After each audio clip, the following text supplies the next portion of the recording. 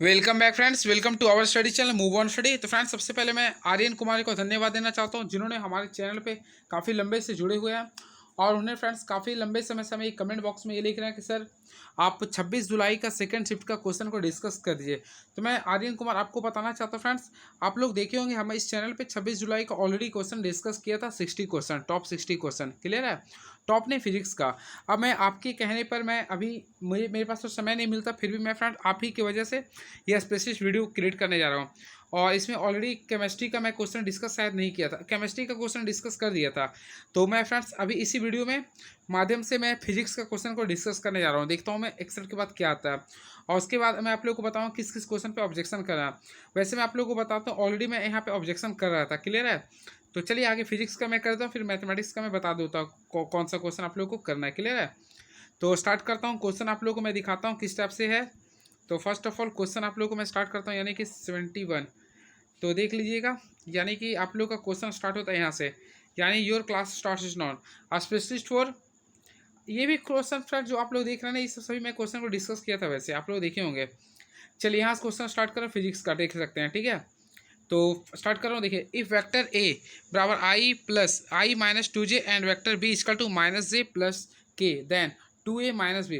तो already friends इससे आप लोग काफ़ी इजीएस्ट बना सकते हैं। देखिए वेक्टर दिया था, यानी कि आई है माइनस 2j है, तो आप लोग को 2a माइनस क्या निकालना था। देखिए मैं डायरेक्टली बना रहा, क्योंकि आप लोग को टाइम कम में बनाना है, क्लियर है। तो देखिए मैं सॉल्यूशन कर देता। सबसे पहले 2 था यहाँ पर, ए का वैल्यू कितना आई माइनस 2j था, क्लियर है।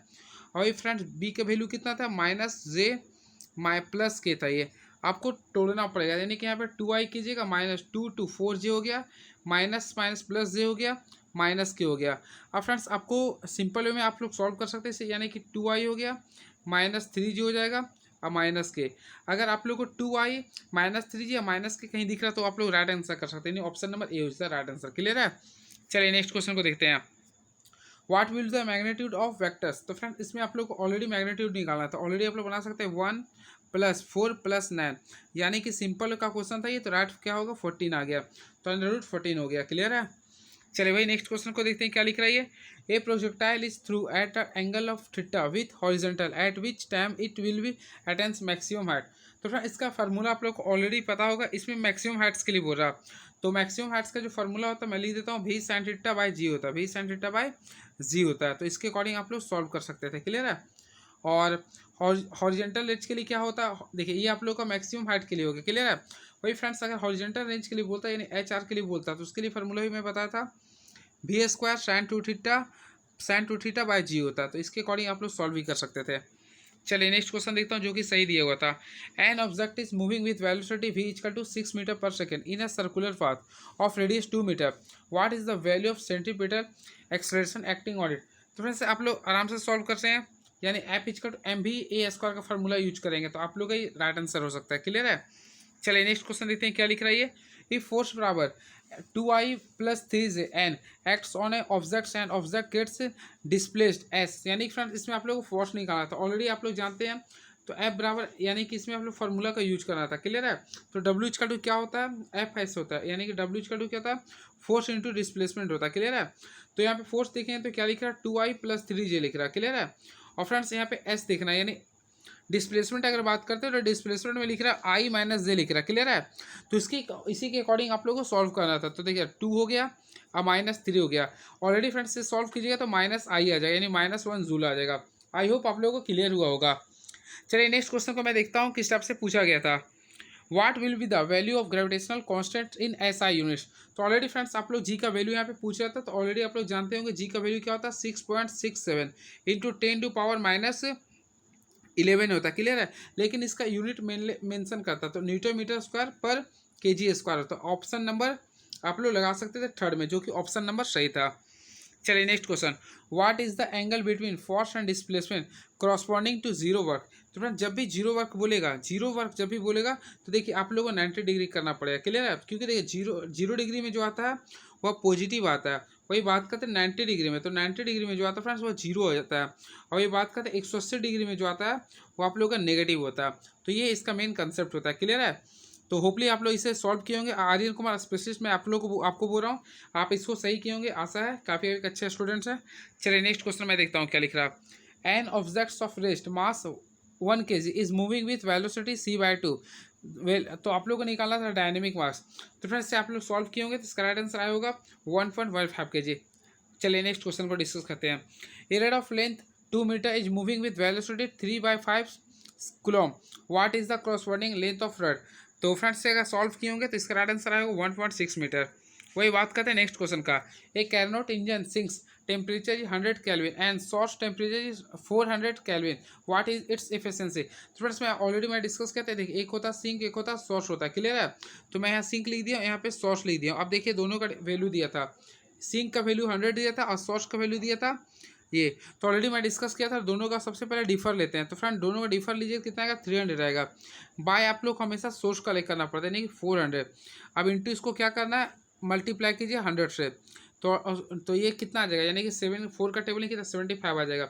यानी कि इसका राइट आंसर जो आएगा 75% आएगा। तो already option number B is the right answer. चलिए next question.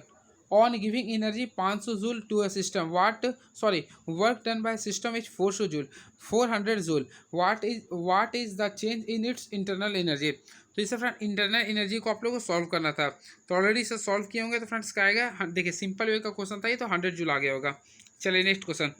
What will be the ratio of RMS root means square velocity of a gas at temperature of 800 kelvin to 200 kelvin. तो friends ये formula based question था, already ये आप लोग बनाए होंगे। तो इसे आप देख लीजिएगा कि किस टाइप से बनाना था। इसका राइट आंसर लिखा 2:1। Next, as per the second law of thermodynamics what happens to the energy entropy of entire universe. तो फ्रेंड्स ऑलरेडी इसके बारे में पढ़े होंगे। सेकेंड लॉ ऑफ थर्मोडायनेमिक्स में जो होता है, इसमें होता है विल इंक्रीज विथ टाइम होता है, यानी विल इंक्रीज विथ टाइम होगा, यानी ऑप्शन नंबर 1 होगा। चलिए नेक्स्ट क्वेश्चन डिस्कस करते हैं। Flow of heat from one object to another object depends upon which of the following. तो फ्रेंड देखिए एक वस्तु से दूसरी वस्तु तक उष्मा का जब प्रवाह होता है वह तापमान पर निर्भर करता है। तापमान तो ऑप्शन है, यानी टेम्परेचर पर डिपेंड करता है। चलिए नेक्स्ट क्वेश्चन है। RMS velocity of a gas at 400 kelvin is V if temperature becomes 1600 kelvin then its velocity will be. तो फ्रेंड्स आप लोग को देखना होगा ये कितना मल्टीप्लाई हो रहा है, यानी 4 वोल्ट का ऑप्शन है। तो ऑप्शन हाँ बिल्कुल देख सकते हैं, यानी ऑप्शन नंबर बी होगा। तो बिल्कुल सही भी दिया है। And next question, for adiabatic process how does the system needs to. तो फ्रेंड्स मैं डिस्कस किया था एडियाबैटिक प्रोसेस में किसका नीड होता है। तो देखिए ऑप्शन के अकॉर्डिंग हो जाए, वो होता है इंसुलेटर का होता है, यानी इंसुलेटिंग का होगा, क्लियर है। चलिए नेक्स्ट क्वेश्चन को मैं डिस्कस करता हूँ। क्या लिख रहा है, if temperature is increase 9 times of initial value then root means velocity of gas molecules will be कम। तो देखिए इसके लिए मैं डिस्कस किया था, यानी कि जो आपको ये रेशियो में लिया था इस टाइप से, ठीक है। तो यहाँ पे 9 लेना था, क्लियर है, और यहाँ 1, तो ये कितना रहा 3 और 1 का रेशियो है, कितना गुना है 3 गुना। तो ऑप्शन है 3 गुना, यानी कि ऑप्शन नंबर 3 होगा, क्लियर है। चलिए next question, which one of the following is true for adiabatic expansion of ideal gas.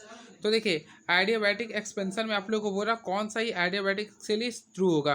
तो ऑलरेडी फ्रेंड्स आप लोग आइडियल गैस के इक्वेशन जानते होंगे, PV क्या होता है nRT, क्लियर है। अब इसी के बेस्ड में आप लोगों को सॉल्व करना था, तो ऑलरेडी सॉल्व किए होंगे। तो इसमें आता है, देखिए इसका कंसेप्ट होता है इट्स इंटरनल एनर्जी डिक्रीज करता है। क्या कहता है, वो डिक्रीज करता है। तो गैसों का जो आंतरिक ऊर्जा होता है वो घटती रहती है। चलिए next question, what is the approximate critical angle for a diamond. तो ऑलरेडी फ्रेंड इसमें जो एंगल होता है 24 डिग्री 0.6 होता है, क्लियर है। तो 45 यहाँ पे ऑप्शन ने दिया, बिल्कुल दिया 4 ही होता, सॉरी 24.4 डिग्री होता है। ये अच्छा क्वेश्चन था ये। और फ्रेंड्स मैं आप लोगों को बताना चाहता, ये जो क्वेश्चन था, यानी कि अभी मैं 26 जुलाई का सेकंड शिफ्ट का क्वेश्चन कर रहा हूँ डिस्कस। यही क्वेश्चन आप लोगों का 27 जुलाई को भी पूछा था, यानी फर्स्ट शिफ्ट में। तो ऑलरेडी आप लोग काफ़ी क्वेश्चन जो था ना वो कॉपी एंड पेस्ट करके एक दूसरे में किया गया था। यानी 26 और 27 का काफ़ी क्वेश्चन मैच कर गया, लेकिन 22 का केवल अलग था। 22 का जो क्वेश्चन था वो कंसेप्चुअल्स था।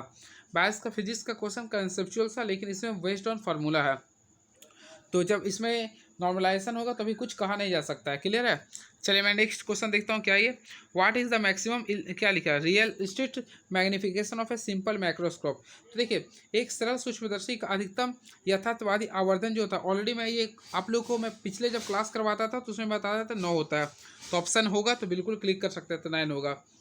चलिए नेक्स्ट क्वेश्चन, देखते हैं, if magnification of eye is 6 and magnification of object is 3, then what will be the net magnification. तो ऑलरेडी मैं आप लोगों को बताया था कंपाउंड माइक्रोस्कोप में जब भी आप लोगों को नेट बोलेगा ना, तो फ्रेंड्स आप लोगों को क्या करना होता है, आई का और ये ऑब्जेक्टिव का दोनों को मल्टीप्लाई करते हैं, यानी कि 18 होता है, राइट आंसर 18। तो ऑलरेडी अगर आप फ्रेंड्स हमारा क्लास किए होंगे तो आप लोगों को काफ़ी फायदा हुआ होगा, तो ऑप्शन नंबर ये होगा। चलिए नेक्स्ट क्वेश्चन, 22 जुलाई वाले स्टूडेंट्स को फ़ायदा नहीं होगा क्योंकि उसका क्वेश्चन आउट ऑफ सिलेबस था और ये सब क्वेश्चन नहीं आया था उसमें, उसमें क्लास 10 के बेसिस में था लेकिन कंसेप्चुअल क्वेश्चन था, तो उसके लिए मैंने केवल नहीं बोल रहा हूँ। Next, which one of the following phenomenons could not be explain by Huygens principle. देखिए हाइजेंस प्रिंसिपल ने कौन सा सिद्धांत को नहीं दे पाया था, तो ऑलरेडी फ्रेंड्स इसमें आप लोग जानते होंगे फोटो इलेक्ट्रिक इफेक्ट्स के बारे में उन्होंने नहीं दिया था, लेकिन उन्होंने पोलराइजेशन के बारे में भी दिया था, डिफ्रैक्शन के बारे में भी दिया था, इंटरफेरेंस के बारे में भी दिया था। क्लियर है। और ऑलरेडी आप लोग पढ़े होंगे हाइजेंस प्रिंसिपल के अकॉर्डिंग, देखिए इसमें जो आकार था वो स्पेरिकल के रूप में लिया गया था, आप लोगों को मैं डिस्कस भी किया था इससे पहले वीडियो। देखिए इस टाइप से मैं बताया था जो वेव फ्रंट्स का निर्माण करता है, तो इस टाइप से उनका ये था। क्लियर है। चलिए वही बात करते हैं नेक्स्ट क्वेश्चन का। तो ऑलरेडी फ्रेंड्स आप लोग पोलराइजेशन, डिफ्रैक्शन और इंटरफेरेंस के बारे में जानते होंगे। चलिए, what is the velocity of a liquid in a medium with a refractive index of 2। तो फ्रेंड्स आप लोग को इसमें निकालना था, ये भी 27 तारीख का क्वेश्चन था। तो देखिए मैं बता देता हूँ, सबसे पहले रिफ्रैक्टिव इंडेक्स इसका 2 दिया हुआ है। आप लोग को ऑल्सो फ्रेंड्स आप लोग जानते होंगे, यानी कि सी का वैल्यू कितना होता है, 3 × 10⁸ होता है, ठीक है। और आप लोग को निकालना था माध्यम का, तो चलिए माध्यम के लिए मैं भी मान लीजिए आप। अब देखिए इसे सॉल्व अगर करते हैं तो 2 का टेबल में जो 3 आता है 1.5 टाइम्स आता है। क्लियर है। तो v का अगर सॉल्व करते तो क्या आ जाए, 1.5 × 10⁸ आ गया, ये मीटर पर सेकेंड। ये क्लास 10th का क्वेश्चन था। तो चलिए 1.5 ऑप्शन में, ऑप्शन नंबर 4 हो गया। चलिए नेक्स्ट क्वेश्चन मैं देखता हूँ क्या लिख रहा। What will be the intensity of light wave if it's amplitude it increase by 4 times. तो फ्रेंड्स देखिए जितना टाइम से वो इंक्रीज करता है, ऑलरेडी आप लोगों को मैं डिस्कस किया था, यानी कि देखिए ये क्या होता है, अंडर रूट होता है, यानी कि ऑलरेडी मैं बताया था एम्पलीट्यूड का ये इस प्रकार होता है। तो राइट आंसर क्या होगा, 2, ऑप्शन नंबर बी हो गया, यानी कि डबल हो जाएगा। चलिए next question, for destructive interference what is the phase difference. तो मैं फ्रेंड्स आप लोगों को बताया था, एक होता है कंस्ट्रक्टिव इंटरफेरेंस होता है, एक होता है डिस्ट्रक्टिव इंटरफेरेंस होता है। तो ऑल्सो मैं आप लोगों को बताया था जो डिस्ट्रक्टिव इंटरफेरेंस होता है वो हमेशा events number, sorry odd number होता है, तो ऑड नंबर होता है। और कंस्ट्रक्टिव जो होता है डिफरेंस इंटरफेरेंस वो हमेशा इवन नंबर होता है। तो देखिए आप लोग फ्रेंड्स अगर ऑप्शन नंबर देखते हैं सेकंड, थर्ड और फोर्थ, तो इसमें देखिए ये आप लोग को ऑलरेडी ये कंस्ट्रक्टिव हो गया, क्या हो गया, कंस्ट्रक्टिव हो गया। तो डिस्ट्रक्टिव केवल क्या होगा, पाई हो जाएगा। तो ऑप्शन के अकॉर्डिंग देखा है तो राइट आंसर क्या होगा, ऑप्शन नंबर 1 होगा, जो कि पाई सही है। चलिए वही बात करते हैं नेक्स्ट क्वेश्चन का। The ratio of intensity of 2 waves is 9:1। if these 2 waves from interference pattern then what will be the ratio of maximum to minimum intensity। तो फ्रेंड इसे मैं 27 तारीख वाले क्वेश्चन को भी जब मैं डिस्कस कर रहा था तो उसमें मुझे कन्फ्यूजन हुआ था, तो ये क्वेश्चन मैं कुछ कह ही नहीं सकता इसका सॉल्यूशन किस प्रकार किया गया, तो इसके बारे में मुझे जानकारी नहीं है, सॉरी। चलिए नेक्स्ट क्वेश्चन को देखता हूँ क्या ये। There are 6 electric dipoles inside a hollow spherical conductor net flux. तो फ्रेंड्स इसमें नेट फ्लक्स जब भी रहेगा ना इलेक्ट्रिकल डायपोल्स में, तो ये क्या होगा, और साइड में होगा ना ये, तो जीरो होता है। क्या होता है ये, जीरो। तो ऑलरेडी इसमें देखिए ऑप्शन नंबर 4 हो गया, यानी जीरो आ गया। क्लियर है। आई होप मैं ये सब बताया था। चलिए next question, on doubling the radius of a Gaussian sphere the flux coming out of sphere will becomes. तो देखिए गॉसियन पृष्ठ की त्रिज्या 2 गुनी करने पर उसका फ्लक्स का मान क्या होता है, तो कुछ इफेक्ट्स नहीं करता, यानी कि रिमेन सेम होता है। तो ऑप्शन है, तो रिमेन सेम है, बिल्कुल है, यानी कि ऑप्शन नंबर 4 हो गया। चलिए next question, net flux through surface S will be. तो फ्रेंड्स नेट फ्लक्स जो होता है सरफेस से जो होता है वह जीरो होता है। क्या होता है, ये जीरो होता है। तो option number 1 is the right answer. What is the electric potential due to electric dipole. तो फ्रेंड्स यहाँ पे इलेक्ट्रिक पोटेंशियल निकालना है ड्यू टू इलेक्ट्रिक डायपोल। ये क्लास 11th-12th का है, इलेक्ट्रोस्टैटिक्स चैप्टर का लिया गया था। तो इसका जो ऑप्शन दिया है वो राइट आंसर, यानी भीज का टू क्या होता है, देखिए आप लोग ऑलरेडी पढ़े होंगे इलेक्ट्रोस्टैटिक्स में, भीज का टू क्या होता है, 1/4πε होता है। क्लियर है। अब इसी के में फ्रेंड्स आप लोग को क्या लिखना पड़ेगा, P cos theta by R square होता है, यानी कि ऑप्शन नंबर ये सही है। चलिए next question, what is the direction of electric dipole movement. तो ऑलरेडी फ्रेंड्स आप लोगों में बताया था इलेक्ट्रिक डायपोल मूवमेंट का जो डायरेक्शन होता है ये नेगेटिव से पॉजिटिव होता है, यानी कि नेगेटिव से पॉजिटिव होता है। क्लियर है। और इसका SI CM होता है, क्या होता है, कूलोमीटर होता है। CM थोड़ा मैं कंफ्यूज हूँ। क्लियर है, आप लोग देख लीजिएगा, वैसे नेगेटिव तो पॉजिटिव ही होता है। क्लियर है। चलिए next question, the electric potential due to electric dipole is proportional as a distance. तो फ्रेंड्स मैं आप लोग को ऑलरेडी डिस्कस किया था। देखिए इलेक्ट्रिक पोटेंशियल की बात करते हैं इलेक्ट्रिक डायपोल में, तो 1/r² का होता है, 1/r² का। तो देख सकते हैं ऑप्शन में ये इन्वर्स में कर दिया, तो बिल्कुल आप लोग आ सकते हैं। तो ऑप्शन नंबर 3 क्लियर है। चलिए नेक्स्ट क्वेश्चन को, तो नेक्स्ट क्वेश्चन मैं डिस्कस करता हूँ। When calculating the potential energy of A charge Q in external electric field E, what assumption is made about the external source of the field. तो friends question लिख रहा है बाहरी विद्युत क्षेत्र ई में आवेश क्यू की स्थिति ऊर्जा का गणना करते समय क्षेत्र की बाहरी स्रोतों के बारे में क्या धारणा बनाई जाती है।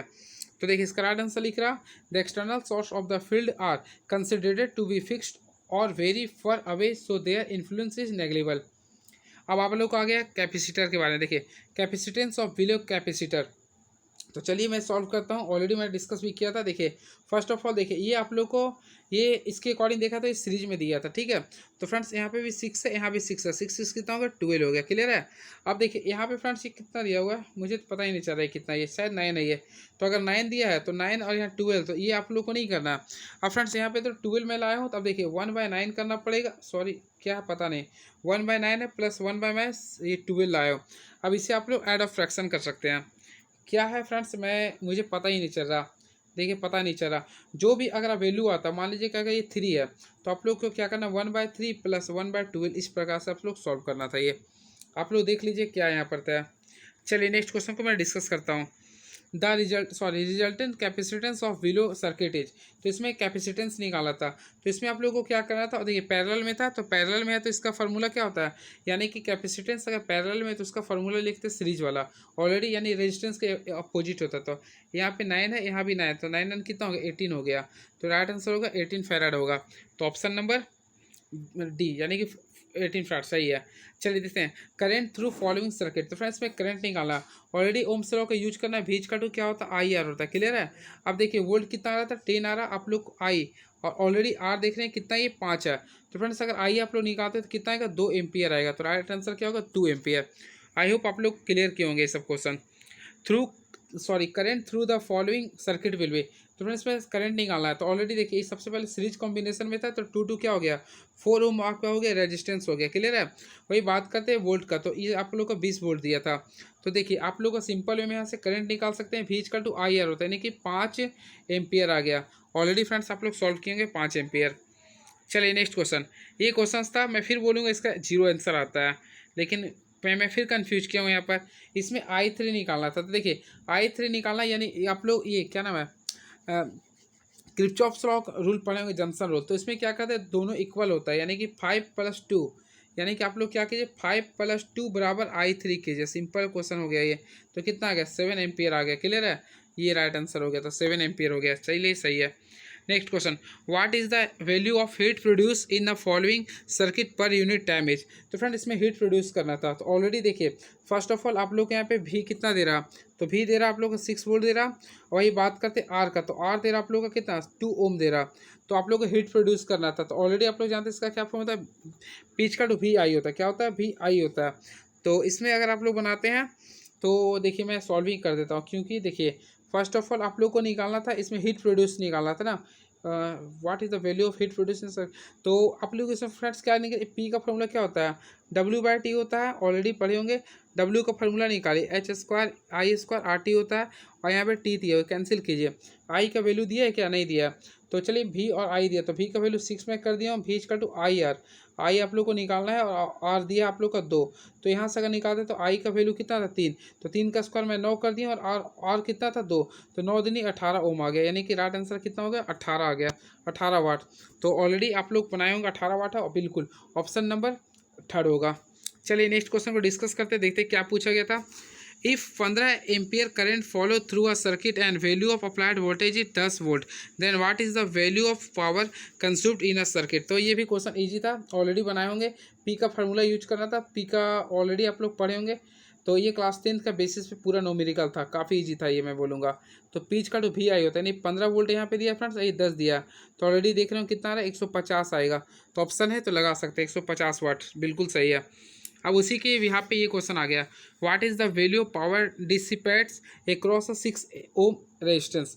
तो फ्रेंड्स आप लोग खुद सॉल्व करके बताइए क्या आता है आंसर।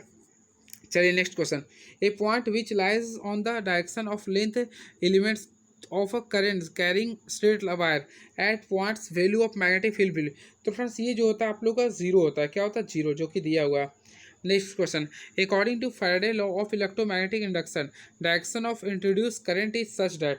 तो फ्रेंड्स इसमें जो डायरेक्शन जो करता है इसमें आप लोग को शो करता है चुंबकीय फ्लक्स के परिवर्तन, यानी कि its will opposite to the change in magnetic flux. Already आप लोग पढ़े होंगे, फैराडे का सेकंड लॉ के फर्स्ट लॉ के अकॉर्डिंग होता है, d∅dt के अकॉर्डिंग होता है ये। तो चलिए नेक्स्ट क्वेश्चन देखता हूँ। नेक्स्ट क्वेश्चन क्या है ये, a metallic circular loop is brought near the south pole of a bar magnet, what will be the behaviour of the side of the loop facing the south pole. तो इसका right answer होगा friend it, हमेशा वो क्या करता है ना, दक्षिणी ध्रुव की ओर तरह व्यवहार करता है। What is the ratio of hydrogen atoms radius second extracted state of first. तो देखिए सेकेंड को फर्स्ट में करना था, तो ऑलरेडी आप लोगों को देखिए, आप लोगों को मैं ये कंडीशन पढ़ाया था क्लास में, मैं तो भी क्लास नहीं दे रहा, केवल पिछले का क्लास दे रहा। सेकेंड से फर्स्ट में जाना था, तो सेकेंड के लिए वैल्यू क्या लिखते थे, थर्ड का लिखते थे, थर्ड का स्क्वायर करेंगे, थ्री का स्क्वायर करेंगे, और फर्स्ट के लिए सेकेंड का लिखते हैं, टू का स्क्वायर करेंगे। तो फ्रेंड्स ऑलरेडी आप बताइएगा थ्री का स्क्वायर कितना होता है, 9 होता है, और टू का स्क्वायर कितना 4, तो 9 और 4 है रेशियो में, ऑप्शन नंबर थर्ड बिल्कुल सही दिया था। चलिए नेक्स्ट क्वेश्चन, तो देखिए what is the magnitude difference between hydrogen atoms energy in first orbit to energy in second orbit. तो ये क्वेश्चन मैं नहीं बता सकता हूँ, क्योंकि इसमें मुझे समझ ही नहीं आ रहा क्या होगा, इसमें वैल्यू भी नहीं दिया, अगर याद करने होगा तो 10.2 इलेक्ट्रॉन वोल्ट कर सकते हैं। चलिए next question, total energy of helium atoms in first excited state है। तो फ्रेंड्स इसका वैल्यू होता है -13.6 होता है, अगर फर्स्ट में तो ये लिखिएगा, सेकेंड में रहता है तो 2 से मल्टीप्लाई करते हैं, क्लियर है। चलिए नेक्स्ट क्वेश्चन देखिए, when electrons reach to ground states from first excited state what happens. तो फ्रेंड्स इट इमिट्स फोटोन, क्या करता है वो फोटोन को उत्सर्जित करती है। काफ़ी अच्छा क्वेश्चन था ये। Next question, what is the value of kinetic energy of hydrogen atoms in ground state. तो ग्राउंड स्टेट में आप लोग का वैल्यू निकालना था, तो ग्राउंड में बोलेंगे तो देखिए इसका वैल्यू होता है 13.6 इलेक्ट्रॉन वोल्ट होता है, तो ये सही था। चलिए नेक्स्ट क्वेश्चन देखते हैं क्या पूछा गया था, in any orbit near momentum of moving electron will depend upon principal quantum number. तो फ्रेंड्स प्रिंसिपल नंबर देखिए, in any orbit linear momentum of moving electron will depend upon principal quantum number, तो इसमें P is directly proportional क्या होता है, N होता है, तो ऑप्शन नंबर 1 लगा सकते थे आप लोग। चलिए नेक्स्ट क्वेश्चन बच्चा है, देखिए in hydrogen atoms electron has velocity v1 is first orbit, what will be the velocity of electron in third orbit. तो आप लोग लगा सकते हैं थर्ड ऑर्बिट को बोले तो थर्ड लगा देंगे, और v1 से मल्टीप्लाई कीजिए तो 3v1 हो जाएगा, ऑप्शन नंबर थर्ड हो गया। चलिए नेक्स्ट क्वेश्चन को डिस्कस करते हैं, ratio of angular momentum in third orbit to first orbit in hydrogen atom. तो फ्रेंड्स ऑलरेडी मैं डिस्कस किया था, 3:1 हो जाएगा। Potential difference across to deflection layer is called. तो फ्रेंड जो पोटेंशियल डिफरेंस देखिए अवक्षय परत के कारण जो उत्पन्न विभवांतर कहलाता है उसे बोलते हैं बैरियर पोटेंशियल। क्या बोलते हैं, बैरियर पोटेंशियल। ये फ्रेंड्स आप लोग इलेक्ट्रॉनिक डिवाइस चैप्टर का था। चलिए नेक्स्ट क्वेश्चन, ये आप लोग friends what should be value of inputs A and B respectively to get output 1। तो ये सॉल्व करने का था आप लोग का। एंड नेक्स्ट क्वेश्चन, आप लोग को बोलना कौन सा सही है, यानी विच of the following is correct one. तो ये आप लोग को सॉल्व करना, अगर आप लोग मैथमेटिक्स भी पढ़े होंगे तो आसानी से कर सकते हैं। देखिए ए बी इसका जो होता है आप लोग को क्या करना पड़ रहा है, ए बी का डॉट मिलना इस तरफ से होता है। चलिए नेक्स्ट क्वेश्चन, आप लोग को on covering 110 into decimal number will value. तो चलिए मैं इसको आप लोग ऑलरेडी पढ़े होंगे, लेकिन मैं आप लोग को बता देता हूँ। देखिए क्या करना था, इसका ट्रिक होता है, ऑल्सो आप लोग पढ़े होंगे। ये 0 है तो इसका वैल्यू शुरू में 1 लिखते हैं, इसका वैल्यू लोग क्या लिखते हैं शुरू में 1 के बाद 2 लिखते हैं, इसका क्या लिखें 4, इसका लिखा था 8, अगर अगला आता तो 16 लिखते हैं। अब फ्रेंड्स जहाँ पे 0 है उसे हम लोग को नेगलेक्ट कर देते हैं, यानी देखिए ये 0 इसलिए मैं इसे कट कर दिया हूँ। अब क्या करें, जो बचा उसे ऐड करें, यानी 8 4 12 2 14, तो राइट आंसर 14 आ गया। तो option number 4 is the right answer. चलिए नेक्स्ट क्वेश्चन देखते हैं क्या है ये। देखिए identify name of the logic gate based on given truth table. तो ऑलरेडी फ्रेंड्स ये आप लोगों को दिख रहा हो गेट का है ये, ठीक है, नैंड गेट का है ये, सॉरी और गेट लिख रहा है, मैं बता देता हूँ आप लोग को। देखिए आप लोगों को क्या होता है, इनपुट होता है, मान लीजिए ए अभी इनपुट किया हूँ और आउटपुट में हमेशा वाई लिखता हूँ। ऑलरेडी आप लोग पढ़े होंगे इसका कंडीशन क्या होता है, 0 0 1 1। तो चले 0 0 और 1 1 का मैं कंडीशन लिख दिया, यहाँ पे क्या लिखना है 0 1 0 1। ऑलरेडी फ्रेंड्स आप लोगों को कंसेप्ट इसका पता होगा। अगर 0 देखिए ये और गेट का सॉरी और गेट का जो कंडीशन होता है 0 0 है तो इसमें क्या करेंगे 0 यानी मल्टी ऐड करते हैं। और गेट में हमेशा याद कीजिएगा क्या करते हैं, प्लस करते हैं, ठीक है। तो देखिए और 0 1 को 1, फिर 0 1 1 फिर 1, तो ऑलरेडी आप लोग ये एक और गेट आ गया। चलिए नेक्स्ट क्वेश्चन, आप लोग को फिर से बोला 6 को बाइनरी डिजिट शो करना है, तो ऑलरेडी मैं डिस्कस करता तो देखिए 6 है। फर्स्ट ऑफ ऑल आप लोग लिखना पड़े 1 2 4 को मैं मान लीजिए लिखता हूँ। तो फ्रेंड इसमें आप लोग किसका किसका यूज करके 6 ला सकते थे, देखिए 4 लिख सकते थे, 4 और 2 का, तो 1 1 और 0 लिख दिया, जिसका यूज नहीं करता वहाँ पे 0, यानी 1 1 0 हो गया, तो 1 1 0 ऑप्शन नंबर 4 हो जाएगा। तो अच्छा क्वेश्चन था, मैं अकॉर्डिंग टू जितना मैं एनालिसिस किया हूँ उसके अकॉर्डिंग बता रहा हूँ। अब देख लीजिए ये क्वेश्चन है, सेकंड लास्ट है और लास्ट ये है। तो चलिए ये आप लोग के बीच फ्रेंड्स आंसर एनालिसिस था। अब ये रहा पूरा। तो ओवरऑल मैं अगर ये वीडियो देखता हूँ तो मुझे फ्रेंड्स अब तक जो समझ में आया, यानी तीनों का मैं डिस्कस करता हूँ। मैं 22 तारीख का पूरा देखा हूँ, तो 22 तारीख को जो शिफ्ट देखा हूँ उसमें फ्रेंड्स सिलेबस के भी यहाँ पे क्वेश्चन नहीं था, फिजिक्स का भी, केमिस्ट्री का भी और मैथमेटिक्स का भी। तो आउट ऑफ सिलेबस मैं बोलूँगा, तो क्वेश्चन उसमें दिया था फ्रेंड्स क्लास 9 10 का भी क्वेश्चन था, 11 12 का भी था, लेकिन वो जो क्वेश्चन का ज़्यादा कंसेप्चुअल्स था। और वही बात करते 26 और 27 का अगर क्वेश्चन अगर आप लोग आराम से अगर पूरे बेस्ड ऑन सिलेबस प्रिपेयर किए होंगे, तो ये जो भी क्वेश्चन है फ्रेंड्स ऊपर वाला क्वेश्चन पूछा है, कुछ ज़्यादा इंटरनली नहीं पूछा, तो होपफुली फ्रेंड्स आप लोग अच्छा किए होंगे, मुझे विश्वास है, क्योंकि ये ऊपर ऊपर ही क्वेश्चन है।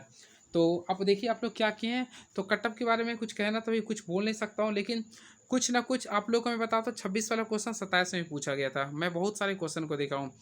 अब 22 वाला का एक लेवल अलग था, ये भले को जो बैठे होंगे स्टूडेंट्स उसके बारे में मैं नहीं बता सकता हूँ, लेकिन 26 और 27 का पूरा सेम क्वेश्चन था। 26 और 27 का लेवल सेम, क्वेश्चन भी बहुत सारे कॉपी एंड पेस्ट थे, लेकिन 22 का पूरा डिफर थे।